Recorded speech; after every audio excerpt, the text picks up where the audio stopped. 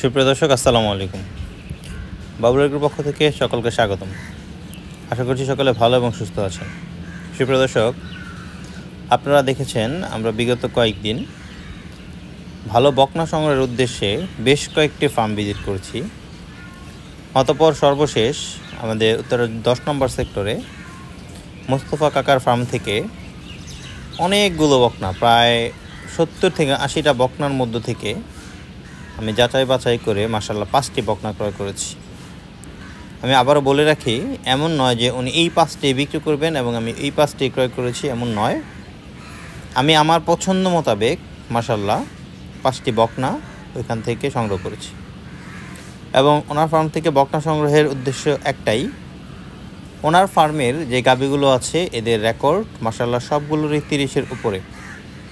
First ল্যাকটেশনে ওনার খামারের প্রত্যেকটা গাভী 20-এর উপরে দুধ দেন।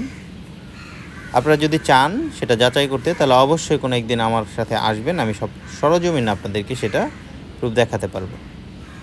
আসলে অনেকে হাট থেকে বকনা ক্রয় করেন, সেগুলোর জাতমান রেকর্ড তাদের জানা থাকে না। আমরা একটু ব্যতিক্রমধর্মী, আমরা সম্পূর্ণরূপে আপনাদের দেখাই যে আমরা কেমন খামার থেকে বকনা সংগ্রহ করছি। আমাদের বকনাগুলো অবশ্যই উৎকৃষ্ট মানের থাকে এবং পিওর ব্রিডের হলস্টাইন ফ্রিজিয়ান বকনা থাকে। তা আসলে আমরা প্রতিনিয়ত বকনা সংগ্রহ করছি এবং বকনা বিক্রয় করছি। আপনারা জানেন যে এই চ্যানেলের মাধ্যমেই আমরা প্রতি সপ্তাহে মাশাআল্লাহ 2, 4, 5, 10টা বকনা বিক্রয় করি। এবং আপনি যদি আপনার খামারকে এগিয়ে নিয়ে যেতে চান, তাহলে অবশ্যই মনে রাখবেন 20-এর নিচে রেকর্ড এমন কোনো গাভীর বাচ্চা দিয়ে আপনি খামার সেক্টরে খুব বেশি ভালো কিছু করতে পারবেন না। তো অবশ্যই বকনা সংগ্রহ করতে হলে 25 লিটার 30 লিটারের মায়ের রেকর্ড এরকম বকনা সংগ্রহ করতে হবে।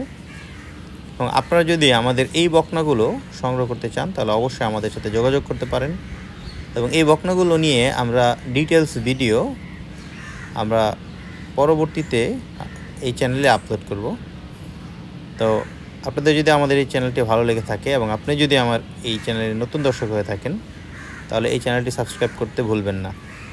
মনে রাখবেন, একটি উন্নত মানের বকনা হতে পারে আপনার জীবনের সবচেয়ে ভালো সম্পদ। আর যদি বকনা ক্রয় করতে মিস্টেক করেন, তাহলে খামার জীবনে এগোনোটা খুব টাফ। তা আসলে আমরাও বকনা দিয়ে খামার শুরু করেছিলাম এবং আজকে আলহামদুলিল্লাহ ওই বকনা নিয়েই এগোচ্ছি।